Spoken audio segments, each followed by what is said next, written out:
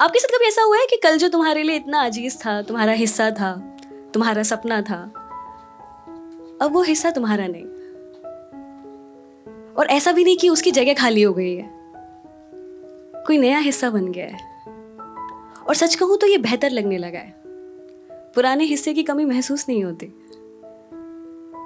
अब यहां दो चीजें हो सकती है। पहला, अगर उस हिस्से की कमी महसूस नहीं होती तो शायद कभी वो तुम्हारा हिस्सा था ही नहीं, बस उस हिस्से के कुछ दाग रह गए हैं जो तुम भूल जाना चाहते हो। दूसरा, अगर वो हिस्सा तुम्हारा था तो हर दिन तुम्हें उस हिस्से के दाग अपनी ओर खींचेंगे। सब कुछ होगा पर एक कमी हमेशा रहेगी। तो मेरी इस कहानी में ना वो दोनों ही चीज है। पहला हिस्सा जो इस कहानी का किरदार है, जिसकी वजह से मुझे लगा नहीं सुनानी चाहिए, क्यों ही गड़े मुर्दे निकाल लें। लेकिन दूसरा हिस्सा मेरा एक सपना, आर्टिस्ट बनने का, जिस पर आजकल एक क्वेश्चन मार्क लग गया है।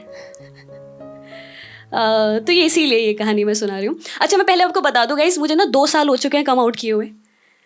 हाँ, पर मेरा कमिंग आउट खत्म नहीं हो रहा है। हाँ, हर बार नए लोगों के साथ ना नई तरीके से कम आउट करना पड़ता है। कभी बाइसेक्सुअल बताया, कभी नॉन बाइनरी, कभी डेमी सेक्सुअल। ये सारे टर्म तुम गूगल कर लेना प्लीज। हाँ हाँ, कभी कभी तो लगता है कि LGBTQ का प्लस मैं ही रिप्रेजेंट कर रही हूँ। तो मेरी इस कहानी के दोनों ही किरदार एक्सेप्टेंस क्राइसिस से गुजर रहे हैं।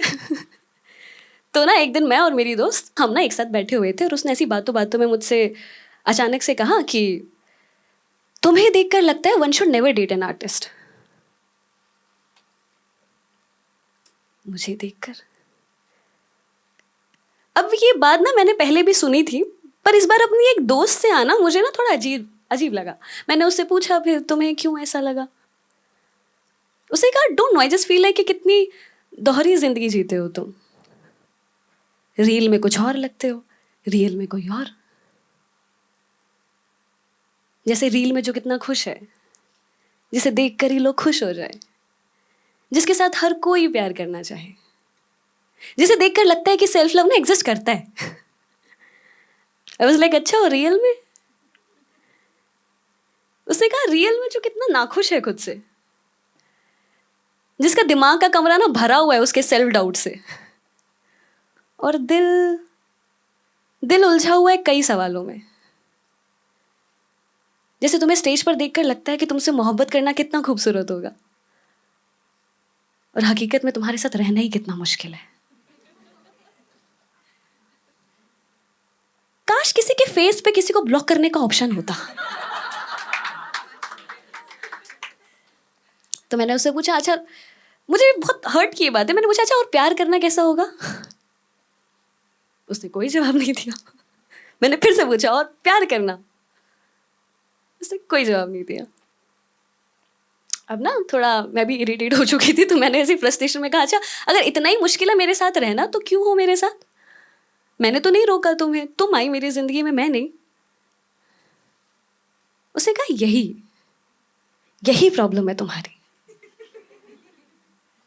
तुम इतने नेगेटिव क्यों हो। पता तुम्हारी प्रॉब्लम क्या है, तुम इतनी प्यार भरी कविताएं लिखते हो लेकिन तुम्हारे दिल में ना तुम्हारे लिए ही प्यार नहीं है। आउच। मैंने पूछा अच्छा तुम्हारे दिल में तुम्हारे लिए प्यार है। उसने कहा हाँ बहुत। तो मैंने पूछा अच्छा तो तुम मैं खुद की फेवरेट वाली टाइप हो। उसने कहा हाँ नॉट एग्जैक्टली, बट या I love my self, I have evolved. I accepted my flaws, my body, my insecurities. I accepted it. And I like the better person I am today. ये तो मुझे समझ नहीं आता।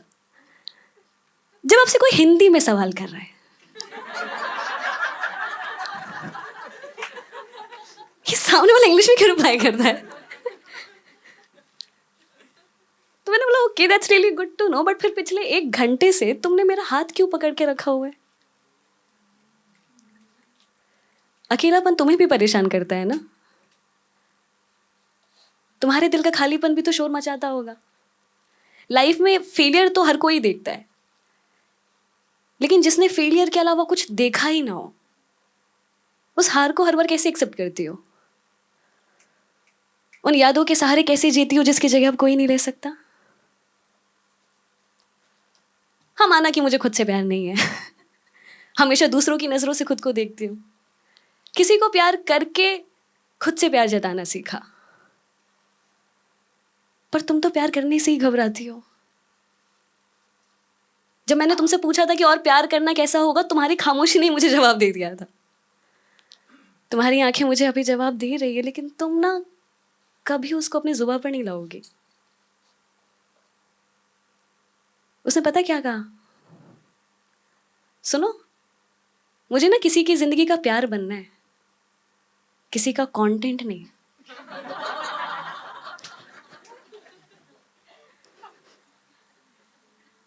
किसी का हाथ थाम कर चलना, किसी का कंधा नहीं बनना। #never date an artist मैंने प्रूव कर ही दिया वैसे। उसके बाद हमारी कोई बातचीत नहीं हुई कभी। मेरे 1 हफ्ते बाद मुझे ना एक पोइट्री आई, सुनोगे? उसने उस पोइट्री में लिखा था कि तुम्हारा होना मेरी जिंदगी में पड़े बिखरे शब्दों जैसा है, जिसे मैं जितना ही समेटना चाहूं उतना ही खुद में उलझ रही हूं, पर जितना ही मैं उलझूं उतना ही तुम्हें खुद के करीब पाती हूँ। तुमसे मिलने के बाद मैंने जाना कितना मुश्किल है उन एहसासों को शब्दों में बयां कर पाना जो दिन रात तुम्हारे जहन को परेशान करती है। पर कहने जाओ तो एक खामोशी सी छा जाती है, ठीक उस दिन की तरह जब तुमने मुझसे पूछा था और प्यार करना। शायद मेरे दिल ने तो कब की हामी भर दी थी, पर दिमाग ने उसको जुबान पर लाने ही नहीं दिया। पता है, जब तुम पास होते हो ना मेरे, पता है जब तुम्हारे हाथों में मेरा हाथ होता है ना, तुम्हें अपना बनाना कितना आसान लगता है, और जब भी दूर तुम्हें अपना बनाने का ख्याल ही ना मुझे डरा देता है। I think we are just like two parallel lines that never intersect. So never date an artist, because if you date, you will fall for the artist. And I don't want to be fall. मुझे गिरने से डर लगता है। उसने ये letter में मुझे भेजा था, और सच में मेरे साथ ऐसे ही होता है गाइस। पता नहीं यार, तुम हिंदी सिनेमा मूवी लवर यहाँ पे कोई है? मतलब मैं बहुत हिंदी सिनेमा मूवी से इंस्पायर्ड हूँ, और मैंने हिंदी सिनेमा मूवी से बस यही सीखा है कि दिल की बातों को दिल खोल के बयां कर देनी चाहिए। पर वो होते हैं पाकिस्तानी ड्रामा सीरीज लवर। जिंदगी गुलजार है, तुम मुझे संगे मरमर सा समझते हो तो समझते रहो, मैं तुम्हारे सामने रेत की दीवार नहीं बन सकती, मुझे टूट जाने से खौफ आता है। तो मैं हिंदी सिनेमा मूवी लवर, वो पाकिस्तानी ड्रामा सीरीज, तो पार्टीशन तो होना ही था। तो अभी इस इंसिडेंट को कुछ 2 साल हो चुके हैं, और अब उसके लिए मैं और मेरे लिए वो जैसे एग्जिस्ट ही नहीं करते। पता है, मुझे जब हमारी लास्ट बातचीत हुई थी तो मुझे ना कभी यकीन ही नहीं हुआ कि कल तक जो तुम्हारे लिए इतना अजीज था, तुम्हारा इतना खास हिस्सा था तुम्हारी जिंदगी का, उससे तुम इतनी नफरत कैसे कर सकते हो। हुई है तुम्हारी कभी फोन पे ऐसे? जो मेरी कविताओं की वजह से मुझे पसंद करने लगा था, उसे मेरी आवाज से नफरत हो जाएगी। अब इसकी वजह कुछ भी हो पर मेरी कविताएं मुझसे छूट गई। लेकिन एक गुड न्यूज ये है कि एक नया किरदार मेरी जिंदगी का हिस्सा बन चुका है। बहुत खूबसूरत हिस्सा है जिसकी वजह से मुझे कुछ भी पुराना बुरा याद नहीं रहता। लेकिन ना वो कभी कभी मुझसे पूछ लेती है कि यार कुछ नया लिखा,